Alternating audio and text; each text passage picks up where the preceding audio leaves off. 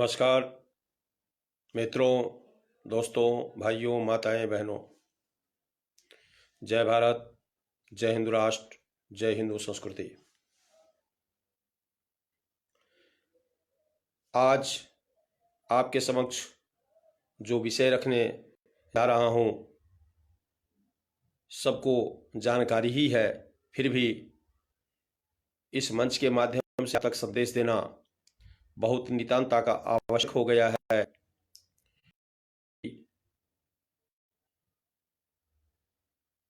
आर्थिक स्थिति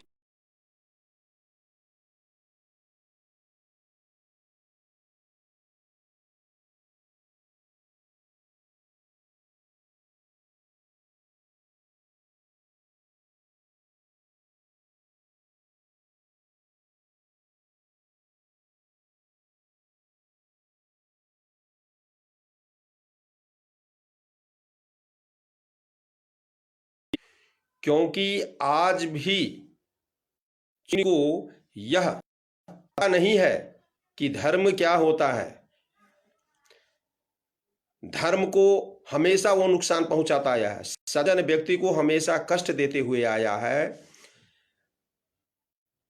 एक भारत जो वसुधैव की तरह रहता है, सबको देखना पसंद करता है, प्रेम चाहता है, प्रेम करता है, प्रेम देता है, प्रेम लेना स्वीकार करता है। हमेशा पाकिस्तान को चढ़ा करके भारत के प्रति षड्यंत्र रचना, यह उसकी फितरत में है। तो एक कहावत है मित्रों कि हमें तुम कुछ भी मार दो शक्तिशाली समझ के, किंतु भगवान के पास जो ताकत है उससे आवाज नहीं आती है, किंतु सजा तो बहुत भुगतना ही पड़ता है। और हर एक का ब्याज देना पड़ता है, चुकाना पड़ता है, चाहे आप कितना भी शक्तिशाली क्यों भी न हो। शक्तिशाली हो सकते हो किंतु ईश्वर के लिए नहीं हो सकते हो। है सब शक्तिमान है, इसलिए कहीं भी कुछ भी करें तो ईश्वर के प्रति भी कम से कम ध्यान हमें रखना चाहिए।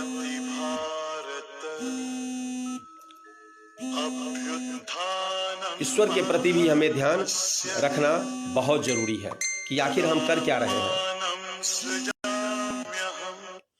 क्योंकि ईश्वर सब कुछ जानता है।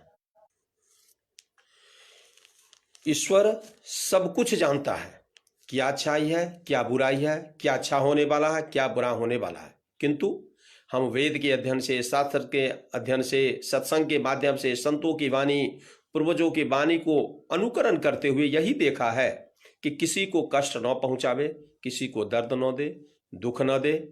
यही सबसे बड़ा धर्म होता है, जो चीन हमेशा ऐसा नहीं करता आया है।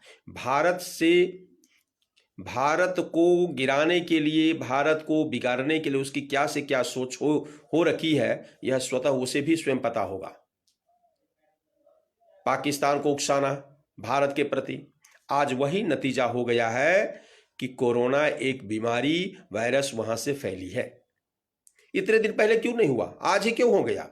क्योंकि अब ईश्वर देख लिया कि हद हो चुकी है, अंत हो चुकी, सीमा पार हो चुका है। इसलिए ईश्वर अपने एक संकेत रूप में यह बात कहना उसे चाहता है कि अभी भी संभल जाओ।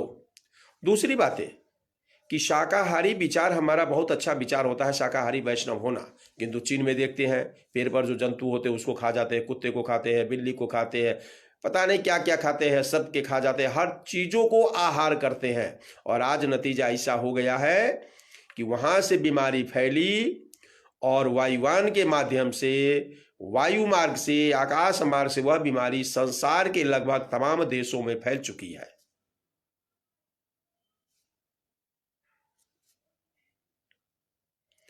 और वह इतनी घातक बीमारी हो गई है, आज इस बीमारी के कारण विश्व में आना जाना, आवागमन बंद हो चुके हैं, आर्थिक स्थिति चरमरा चुका है। दिल्ली के भी महाविद्यालय, उच्च विद्यालय, प्राथमिक विद्यालय सभी बंद कर दिए गए हैं। सार्वजनिक स्थल पर जो मार्केटिंग है, बाजार है, मॉल सब है, उसको भी सरकार की घोषणा है कि कुछ दिनों के लिए उसे बंद कर दिया गया है। अब सवाल ये पैदा होता है कि ये सब सारा बंद किया गया है क्यों? अगर कोरोना नहीं होता तब तो बंद नहीं किया जाता। क्या इससे पहले हम क्यों नहीं सोच रहे थे? ये चीन को बता रहा हूं, क्योंकि यह बीमारी चीन है और चीन में अभी बहुत सारी ऐसी बीमारियां हैं जो केवल चीन में आएगा। ये बीमारी तो बेशक धोखा से बाहर चला चुका है कि बहुत ऐसी बीमारियां हैं जो चीन में ही केवल आएगी और चीन के लोग मरेंगे। क्योंकि चीन को, राष्ट्रपति को ये सोचना पड़ेगा, भारत से मैत्री उसको हिसाब लेना पड़ेगा, भारत के प्रति संवेदना उसको व्यक्त करना पड़ेगा, भारत से दोस्ती उसको निभाना पड़ेगा और भारत को श्रेष्ठ मानना उसको पड़ेगा। नहीं, जब तक मानेगा तब तक ऐसा नहीं हो सकता है। क्योंकि धर्म एक चीज है, धर्म को धर्मो रक्षति धर्मः। अगर हम धर्म को पालन नहीं करेंगे तो धर्म क्या होगा? धर्म होता क्या है? धर्म एक व्यवस्था है, धर्म एक संस्कृति है, एक रास्ता है, एक मार्ग है, एक वे है, जिससे किसी को कष्ट ना हो, किसी को दुख ना हो। मेरे आचार विचार से, मेरे आहार से, मेरे रहन सहन से, मेरे विचार से, मेरी बोली से, मेरे जीवन शैली से, मेरे तौर तरीके से किसी को कष्ट न हो। ये जीवन है, ये धर्म है। ये अलग है कि सभी बड़े बड़े विद्वानों ने धर्म की व्याख्या विभिन्न प्रकारों से किया गया है, किंतु मैं जो बता रहा हूं ये भी धर्म की एक व्यवस्था है, धर्म की एक यह भी व्याख्या है, यह भी परिभाषा धर्म का ही है। हम किसी को कष्ट क्यों पहुंचाएंगे? चीन ने हमेशा भारत के प्रति क्या षड्यंत्र रचा है यह विश्व जानती है। भारत की आपसी मामला में उसे दखल अंदाज देना यह चीन की व्यवस्था अपनी रही है, उनकी कूटनीति रही है। इसे कूटनीति नहीं कहते, इसे घिनौनी हरकत ही कहते हैं। कूटनीति वह होता है जो हम नीति करें हमारे राष्ट्र के लिए तो अच्छा हो ही साथ मेरे राष्ट्र के द्वारा किसी भी देश को क्षति न हो, नुकसान न हो, वह एक कूटनीति कहलाता है। ऐसा कूटनीति नहीं है कि हमारा देश का अच्छा हो और दूसरे का देश मारा जाए, यह नहीं हो सकता है। ये कूटनीति नहीं कहेंगे, गंदी नीति कहते, हरकत ही कहेंगे, घिनौनी हरकत कहेंगे, जो कि आज की राजनीति करते हैं। मित्रों, यह बीमारी कोरोना चीन से फैला और पुनः चीन में ही जाकर यह अब समाप्त हो जाएगा, क्योंकि चीन को आर्थिक स्थिति को बर्बाद तो किया, विश्व को भी बर्बाद किया। तो कहा ही जाता है कि उस संगत में जो रहता है वो सबके वो कुछ ना कुछ तो फर्क पड़ता ही है। Something is better than nothing, तो वो असर तो कुछ ना कुछ पड़ेगा ही। इसलिए यह देखने की बात है अब हम लोग इसके लिए क्या करिए। जो बीमारी फैल गई है, अब ये तो चीन की समस्या रही, चीन अपना समझेगा, क्या करेगा नहीं करेगा वो जाने। जानवर को खाने वाले कुत्ते, बिल्ली, भैंस, पता नहीं क्या क्या वो खाते रहते हैं। अब वो सब बंद कर दिया है। काश ये पहले बंद कर दिया होता था, ऐसी बीमारी का हालात नहीं होती, ऐसे मुंह देखने नहीं पड़ते, विश्व की स्थिति ऐसी खराब नहीं होती। खैर जो भी हो, ये उसकी समस्या है, लेकिन समस्या हमें भी उसके साथ झेलना पड़ा है। इसीलिए विषय आपके इस माध्यम से आप तक मैं देना चाह रहा हूं। कोरोना एक भयानक बीमारी है जो हमारे माननीय भारत के लोकप्रिय प्रधानमंत्री नरेंद्र दामोदर भाई मोदी भी हमेशा फेसबुक के माध्यम से, दूरदर्शन के माध्यम से, प्रिंट मीडिया में भी वो बताते हैं कि इससे हम रोक सकते हैं। यह केवल सुरक्षा है। सुरक्षा हमारी क्या है? जैसे कि हमारे स्वभाव में है कि हम कभी भी कहीं भी रहते, किसी भी हाथ से अपने मुंह को पोंछ लिए, आंख को दबा दिए, कान को छू लिए, नाक को छू लिए, इधर उधर करने की ये हमारी सोच में और हमारी आदत पड़ चुकी है। तो इस आदत को कुछ सुधारना पड़ेगा। जब भी हमको लग रहा है कि हाथ को गाल छूना पड़ेगा, आंख को छूना पड़ेगा, नाक को छूना पड़ेगा, होंठ को छूने पड़ेंगे, कान को छूना, तो उस परिस्थिति में हमको वहां तक हाथ को कंट्रोल करना पड़ेगा, संतुलित रखना पड़ेगा कि वहां तक नहीं पहुंचाने से पूर्व अच्छे साबुन से हाथ को बढ़िया तरह धो करके फिर कपड़े से पोंछ करके हम हाथ को वहां तक ले जा सकते हैं। तो इससे हमारी बीमारी बच सकती है। वैज्ञानिकों का कथन है कि जब भी हमें प्यास लगती है तो गर्म पानी का पीना चाहिए। स्वाभाविक है, हमारे पूर्वज जी ऐसा कहे हैं कि गर्म पानी शरीर में किसी भी प्रकार की अगर कीटनाशक जो हमारे शरीर को नुकसान पहुंचता है, अगर गर्म पानी हम पीते रहते हैं तो कीट नष्ट हो जाता है और हमारा शरीर बिल्कुल स्वस्थ होता है। तो गर्म पानी का हम प्रयोग हम सबको करना चाहिए। ताजा भोजन करना चाहिए, कपड़े को धूप में सुखा देना चाहिए, क्योंकि कपड़े में धूप, उसमें जो बैक्टीरिया होते हैं, जो कीड़े होते हैं, वो मर जाएंगे, क्योंकि ऐसा वैज्ञानिकों ने शोध किया है कि यह केवल ठंडे जगह में ही रहता है। फ्रीज का प्रयोग हमें कम करना चाहिए। आज हमारा स्वभाव हो गया कि रेफ्रिजरेटर से हर सामान को हम रेफ्रिजरेटर से ही प्रयोग करें, खान पान करें। पहले रेफ्रिजरेटर तो नहीं था, तो हम कितने स्वस्थ होते थे। आज रेफ्रिजरेटर का प्रयोग कर रहे हैं, अल्पायु में न जाने कितने प्रकार की बीमारियां का शिकार हमें होना पड़ रहा है। तो इस सबको थोड़ा परहेज करना चाहिए। अगर इस सबको हम परहेज करते हैं तो उम्र तो हमारी लंबी होगी, स्वस्थ भी हम रहेंगे। और हम जब स्वस्थ रहेंगे तो परिवार स्वस्थ होगा, गांव स्वस्थ होगा, समाज स्वस्थ होगा, राज्य स्वस्थ होगा, देश स्वस्थ होगा। और हमारे देश से हमारे जो भौगोलिक है, हमारे जो चौहद्दी है, विश्व के लोग ये अनुकरण करेंगे और वो भी सोचेंगे, क्योंकि जब हमारी अच्छाई को वो देखेगा और इसमें कुछ ताकत आएगी तो विश्व के लोग भी मानने को जरूर स्वीकार कर जाएंगे।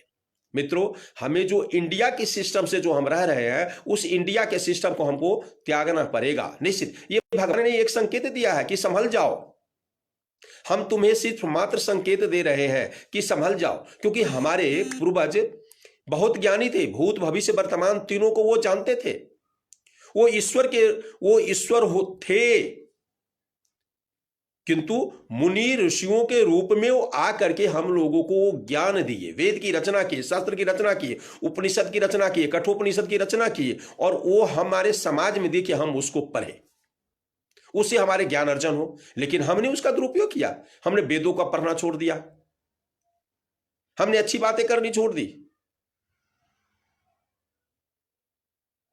समाज के हित की बात की करनी छोड़ दी, अपने हित की बात करने लगे। अपने भवन्तु सुखिनः, अपने सन्तु निरामया, अपने भद्राणि पश्यन्तु मां का दुख भाव है। जो हो अपने हो, मेरे को हो, मेरे परिवार को हो, मेरे पत्नी को हो, मेरे बेटे को हो, मेरे भाई को हो, मेरे बहन को, मेरे बनोई को हो, मेरे माँ को हो, मेरे पिताजी को, सब कुछ अच्छाई मुझे ही हो, दुनिया को कुछ नहीं हो, यानी दुनिया की तमाम संपत्ति जो मुझे हो। तो क्यों नहीं ऐसा होगा? यह भगवान की एक संकेत है कि अभी भी हमें समझ जाना चाहिए कि ईश्वर डंडे लेकर के नहीं मारता है, ईश्वर साक्षात आकर के मारता है। ना कहीं ऐसा एक व्यवस्था बनाते हैं, कहीं ना कहीं ऐसा एक कर्म हो जाता है जिसके शिकार हम लोगों को होना पड़ता है। उसमें बहुत सारे मानव की क्षति होता है, राष्ट्र की क्षति होता है, जीव जंतु का क्षति होता है। वही कारण है हमारा। हाथ मिलाने की व्यवस्था हमारी रही थी। अरे हाथ मिलाने की व्यवस्था क्या है? हाथ तो तब मिलाया जाता है जब आजमाइश ताकत की किया जाता है। आपके पास कितनी ताकत है, मेरे पास कितनी ताकत है, तब हाथ को आजमाइश किया जाता है। लेकिन जब सौहार्द दिल से हम मिलते हैं, प्रेम से मिलते हैं, तो हमारी व्यवस्था है कि हम नमस्कार करें, हाथ जोड़ करके प्रणाम करें। इसे एक शिष्टाचार होता है, ये मानवता है, व्यावहारिकता है, औपचारिकता है। ये करने से हमारे बच्चे सीखेंगे। लेकिन इसको हम त्यागते गए। क्यों? जब हम इंडिया में आते गए तो हम इसको त्यागते गए। अंग्रेजों ने हमें सिखाया, भूल चूल हमको सिखाता गया और हमने उसका अनुकरण करते गए। हमने अपने पूर्वजों का, अपने ऋषि मुनि का, अपने पूर्वजों का जो ज्ञान है उसको हम भूलते गए। नतीजा यह है कि कोरोना आया है, कुछ दिन पहले प्लेग भी आया था गुजरात में। तो विभिन्न प्रकार की बीमारियां आती रहती है। लेकिन हम अपनी संस्कृति को कायम रखें, अपनी शिष्टाचार पर अगर हम चले तो कुछ भी नहीं हो सकता, कोई बीमारी नहीं हो सकता है। मृत्यु एक निश्चित है, यह एक व्यवस्था है। जन्म और मृत्यु यह एक व्यवस्था है। किसे कितने दिन रहने हैं, कहां पर रहना है, कहां जन्म लेना है, किस अवस्था में जन्म लेना है, किस परिवार में जन्म लेना है, किस जगह मृत्यु होना है और मृत्यु के पश्चात होना क्या है, एक व्यवस्था है। ये डेमोक्रेसी है, गॉड डेमोक्रेसी, वर्ल्ड डेमोक्रेसी है। इसको भगवान ने लिखा है। लेकिन वह डेमोक्रेसी क्या है, वो संविधान क्या है? वह संविधान है, ऋग्वेद है, यजुर्वेद है, सामवेद है, अथर्ववेद है, उपनिषद है, कठोपनिषद है, रामायण है, गीता है और विभिन्न प्रकार के शास्त्र। ये हमारी डेमोक्रेसी, ये हमारी संविधान है। इसको ही अनुकरण करके अगर हम चलते हैं तो बीमारी दूर होगा। कहां पहले के ऋषि मुनि भी थे, कहां बीमारी होती थी? किसी प्रकार कोई बीमारी तो नहीं होती थी। आज क्यों हो रही है बीमारी? आज बीमारी इसलिए हो गई है कि हम उसको त्यागते गए हैं और इंडिया को अपनाते गए। तो इंडिया में क्या है? बस जीन्स पहना, एकदम शर्ट पैंट पहना, उसी हाथ से जूते छुए, जुराब लगाए और कोई खाने के खाद्य पदार्थ आया या पेय पदार्थ उसी से लिया और हम भोजन करने लगे। तो वहां की जो कीड़े वो तो हमारे मुंह में जाएंगे ही और हमारी एक घातक बीमारी होगा। जबकि शिष्टाचार है। हम लोग को गुरुदेव अब तो सर हो चुके हैं, मैडम हो चुके हैं। जब तक गुरुदेव रहे, जब शिक्षा अध्ययन हुआ, अब एजुकेशन हो गया है, एजुकेशन। जब तक हम शिक्षा प्राप्त किए, गुरुकुल में रहे, गुरु के माध्यम से शिक्षार्थी बनकर के ज्ञान अर्जन जब तक हमने किया, तो गुरुदेव हमें सिखलाते थे कि प्यारे बच्चों, हम जब भी कहीं जाए तो पैर हाथ धो करके जाए, बिस्तर पर बैठे पैर हाथ धो करके, घर में बाहर से आवे जब प्रवेश करे तो पैर हाथ धो। आज ऐसा नहीं करते, जूते पहन के घर में चले जाते हैं। वही जुराब निकाल करके बिस्तर पर रख देते हैं, वही कहीं रख देते हैं, उसी हाथ से कलम छूते हैं, उसी हाथ से कोई शास्त्र भी है तो छू लेते हैं, उसी हाथ से खाना भी खा लेते हैं, न जाने नॉन वेज खा रहे हैं वेज खा रहे हैं। मैंने कोई इस सब की सोच विच नहीं है। अगर इस सबको हम सोचेंगे, यह व्यवस्था करेंगे तो हमारी बीमारी दूर हो सकती है। आज बीमारी कोई बड़ी चीज नहीं है। जो भी बीमारी आता है वैज्ञानिक है, और यही वैज्ञानिक दवा निकालते हैं और यही बीमारी को यहां से समाप्त कर देते हैं। लेकिन एक जो हमारी व्यवस्था है, एक जो शिष्टाचार है, रहन सहन के जो तौर तरीके हैं, वह हमें अपनाना पड़ेगा।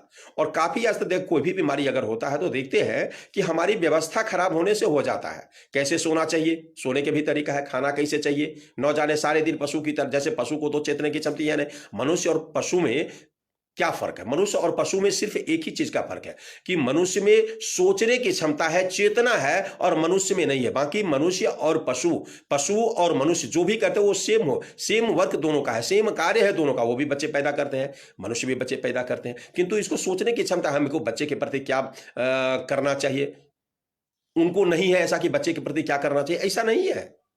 इसलिए मनुष्य और पशु में फर्क है। उसका नाम पशु हो गया है, जानवर हो गया है, हमारा नाम मानव हो गया है। क्यों? यही कारण है। इसलिए हमको अपने जीवन की सोच में बदलना पड़ेगा, रहन सहन को बदलना पड़ेगा, बिस्तर को सही से साफ करना पड़ेगा। कहीं भी आएंगे घर से भगवान को प्रणाम करके जाए, बड़ों को प्रणाम करके जावे। आते हैं घर में तो भगवान को प्रणाम करें कि मैं कुशल से आ गया, ईश्वर आपका कोटि कोटि धन्यवाद, मेरा यात्रा आज मंगलमय रहा। लेकिन होता आज ऐसा नहीं है। जब हमारे पास विभिन्न प्रकार की बीमारियां या आफतें तंगी में आ जाएंगे तो मैं भगवान का नाम याद करूंगा।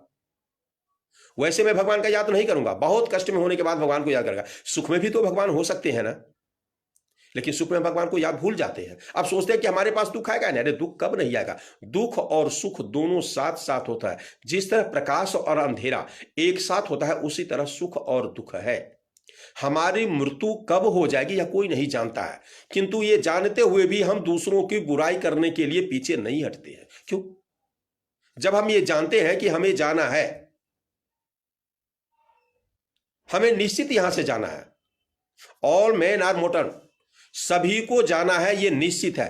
इसके बाद भी हम नहीं जा पाते हैं, हम सोच नहीं पाते हैं, हम विचार नहीं कर पाते हैं, हम ऐसा सुझाव नहीं दे पाते कि क्यों, आखिर हम सोच क्यों रहे कि हमारे बगल वाले अच्छे नहीं हो।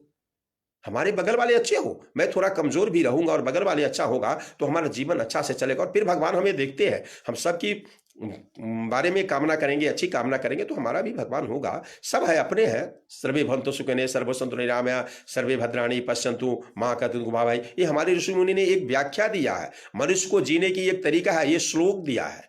क्यों दिया है? कि इससे हमारे जीवन में एक उल्लास आवे, एक हर्ष आवे, जीवन का महत्व हम समझे। और अयं निज प्रभुवेति गणना उचेत साम उदार चरितानाम वसुधैव तू कुटुंबकम। यह सब मेरा संसार है, संसार के हम हैं। संसार में किसी भी प्राणी, किसी भी व्यक्ति का अगर दुख है तो वह दुख अपना है। अगर जिस दिन हम ये सोचने लगेंगे उस दिन बीमारी नहीं आएगी। मित्रों, पहले ऋषि मुनि कहां बीमार, आज भी मैं देखता हूं समाज में, आज भी हम देखते हैं ये आंखों के सामने की प्रत्यक्षम किम प्रमाणम, आज हमारे सामने की बात है। मैं देखता हूं ज्यादा जो सोच विचार करता है आदमी, वही आदमी अक्सर बीमार पड़ता है। जो साफ सुथरा रहता है, आय कम हो ज्यादा हो इसकी कोई लेना देना नहीं है, स्वतंत्रता से रहते हैं। भगवान ने जो दिया बहुत अच्छा दिया, भगवान को धन्यवाद करते हुए हम रहते हैं और इस तरह से हम अपने जीवन को चलाते हैं। तो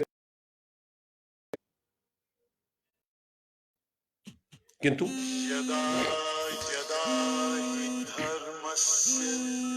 लेकिन आज हम जो है सो रहे हैं, हमें इस बारे में सोचना पड़ेगा। मित्रों, हमें अपने जीवन की शैली को, हमें अपने जीवन को शैली को बदलना पड़ेगा, रहन सहन को ठीक करना पड़ेगा और भगवान के प्रति सुमिरन करने का कुछ वक्त हमको निकालना पड़ेगा। क्योंकि भगवान हमें ज्ञान दिया है, सब कुछ दिया है और एक व्यवस्था बनाया है कि ऐसा काम अच्छा है, इस प्रकार का काम बुरा है, ये काम ठीक होना चाहिए, ये काम बुरा है। अगर हम ऐसा करते हैं तो बीमार नहीं होगा। कोरोना क्या है? कोरोना ऐसे तो बहुत सारे बीमारी हुए थे, लेकिन लोग, अगर ऐसा होता तो सभी लोग मर जाते। सावधानी है, सावधानी हमें रखना पड़ेगा और सावधानी के साथ साथ भी धर्म के प्रति हमारा आस्था रखना पड़ेगा, विचार रखना पड़ेगा, समाज के प्रति अच्छे सोच हमें रखने पड़ेंगे।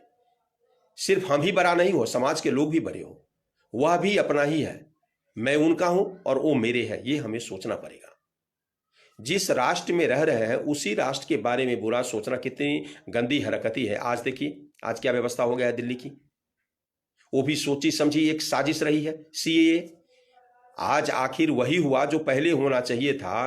कपिल सिब्बल ने भी कल बोला ना कि सीएए से किसी की नागरिकता जाने वाली नहीं है, लेकिन ये तब बोला जब व्यवस्था चरमरा गया, व्यवस्था खराब हो गया, देश एक कलंकित हो गया। वो भी कब? जब विश्व के मुख्य सर्वशक्तिमान मुखिया जब भारत मेहमान के रूप में पधारे थे, उस समय ऐसी घिनौनी हरकती की गई जो देश और नरेंद्र मोदी की सरकार एक कलंकित हो। किंतु विश्व भी जानता है कि नरेंद्र मोदी कलंकित हुआ या नहीं हुआ, भारत को कलंकित करने वाले स्वतः कलंकित हो जाएगा। सरकार से निवेदन है, आग्रह है, प्रार्थना है कि जो भी व्यक्ति इसमें पकड़ाता है उसको इतनी सख्त कार्रवाई दे जाए कि कभी कोई गलत करने के लिए वो सोच ना सके कि ऐसा गलत करेगा। क्योंकि एक सोची समझी साजिश जो छत पर पेट्रोल बम बने हुए गुलेटी की तरह गांव में टायर के इतने बड़े बड़े चक्के जिस पर पत्थर लेकर के खींचे तो न जाने कहां तक जाएगा और वो आदमी मरेगा। यह सोची समझी साजिश थी सरकार को बदनाम करने की, हमारे राष्ट्र को बदनाम करने की। ऐसा किया जाएगा, लेकिन ऐसा नहीं हुआ। हमारे गृह मंत्री इस विषय पर बाद में सोचे विचार कर ही रहे हैं। उन्होंने कल जवाब ही दिया था, परसों भी उन्होंने सदन जवाब दिया कि हम इस पर विचार कर रहे हैं। इससे कोई भी आदमी हो, चाहे किसी भी दल के हो, किसी भी राजनीतिक हो, कितने भी बड़े घर के हो, कितने भी सामान्य घर के हो, कोई भी हो, कहीं का भी हो, उसे जहां से भी होगा उसे निकाल लिया जाएगा और उसको सख्त से सख्त कार्रवाई की जाएगी उस पर। क्योंकि तभी एक संदेश इस देश में नहीं विश्व में जाएगा कि भारत एक अनुशासित देश है। भारत अनुशासित देश तो है, लेकिन कुछ लोग, कुछ उपद्रवियों ने आकर के यहाँ के वर्तमान माहौल को खराब करने का व्यवस्था कर दिया, खराब कर दिया है, जिससे देश की बदनामी हो जाए। घर में अच्छे से सब कुछ चल रहा है तो इसको ठीक से नहीं चलने दें, गड़बड़ इसको कर दें, इसलिए ऐसा हो गया है। इसलिए मित्रों, आप लोगों से यही निवेदन है कि राष्ट्र के प्रति भी सोचें। राष्ट्र हमारा है, हम राष्ट्र के हैं। आसपास में कोई असामाजिक तत्व तो नहीं रह रहा है, अप्रिय कोई कार्य तो नहीं हो रहा है। अगर हो भी रहा है तो उसको पुलिस को गंतव्य स्थान पर जाकर के हमें उसे सूचना देना चाहिए और यह भी पुलिस को कह देना चाहिए कि मेरा नाम आप उल्लेख न करें, ये गुप्त रखें। और पुलिस ऐसा करेगी क्योंकि हमारी जो अभी केंद्र में मुखिया बैठे हुए हैं, एक अच्छे बैठे हुए हैं और इस विषय को देख रहे हैं। वो आई है, भाजपा की सरकार जो आई है इसलिए नहीं आई है कि मैं मुखिया बन के एक शासक बनूंगा। शासक कभी भी कोई बन सकता है, लेकिन शासक को शासन की तरह चलना, जिससे समाज का कल्याण हो, वह व्यवस्था करना एक अच्छी बात है जो भाजपा कर रही है। राम राज्य की सपना भाजपा आएगा, राम राज्य हो जाएगा, लेकिन राम राज्य जब भाजपा करेगा तो भाजपा से पहले हमारी भी तो सोच होना चाहिए कि हम राम राज्य करना चाहते हैं या नहीं। राम राज्य में क्या था, सबको अपना समझते थे, हम आज सबको अपना समझ रहे हैं क्या? तो ये हम सोचे, और ये सब जब हम सोचते रहेंगे तो निश्चित है कि राम राज्य हो ही जाएगा। हम तो बहुत नजदीकी राम राज्य के बहुत नजदीकी रास्ते पर आ चुके हैं। निश्चित हो जाएगा, आज नहीं तो कल सही, लेकिन निश्चित होगा, हम होंगे कामयाब एक रोज। देखिए कितने कितने कठोर निर्णय हमारे केंद्र सरकार ने अभी लिया है और सही सुचारू ढंग से राष्ट्र चल रहा है, हर राज्य अच्छे से चल रहा है।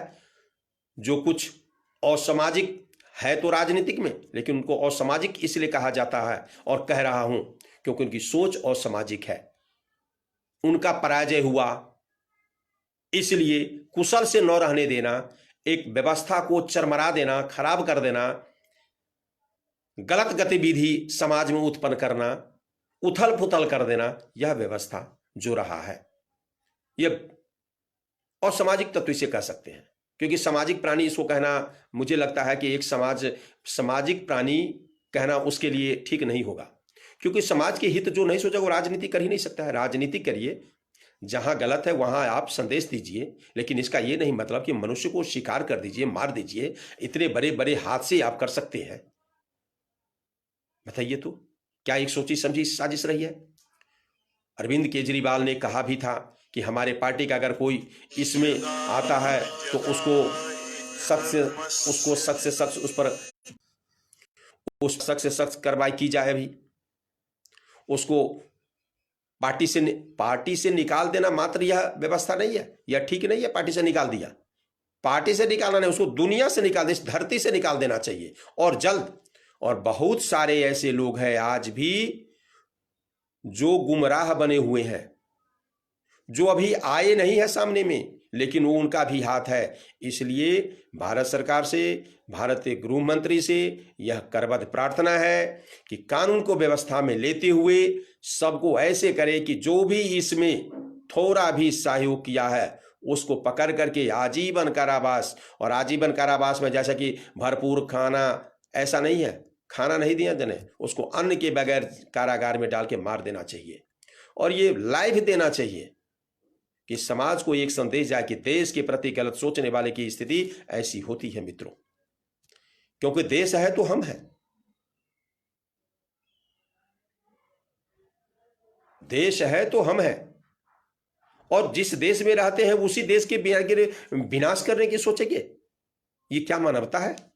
इसलिए गृह मंत्री से, कानून से, भारत सरकार से करबद्ध प्रार्थना है कि सख्त से सख्त उसकी कार्रवाई उस पर की जाए, जो भी इस दंगा में शामिल हुए थे, सोचे थे, जो लोग इस ग्रुप में थे, जहां भी थे, रसातल में थे, तो उसको निकाल दिया जाए और उसको सख्त से सख्त कार्रवाई उस पर करनी चाहिए।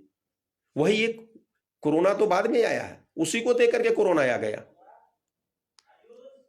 तो मित्रों, ये विषय मैंने आप तक रखा है क्योंकि राष्ट्र के प्रति सोचना भी हमारा धर्म है। शिष्टाचार को आज हम भूलते गए हैं, इसलिए कोरोना जैसे एक महामारी फैल चुकी है।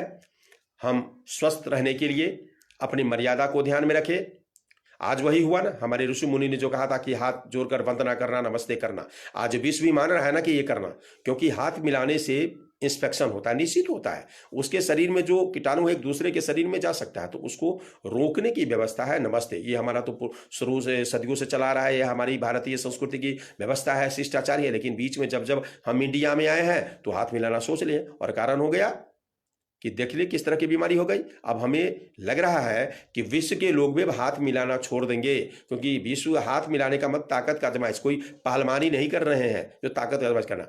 शिष्टाचार है, नमस्ते, नमस्कारम, ये हम कर करके अपने एक दूसरे से हम मिल सकते हैं। बस इतनी वाणी के साथ मैं अपनी वाणी को विराम देता हूं। जय भारत, जय हिंदू राष्ट्र, जय हिंदू संस्कृति।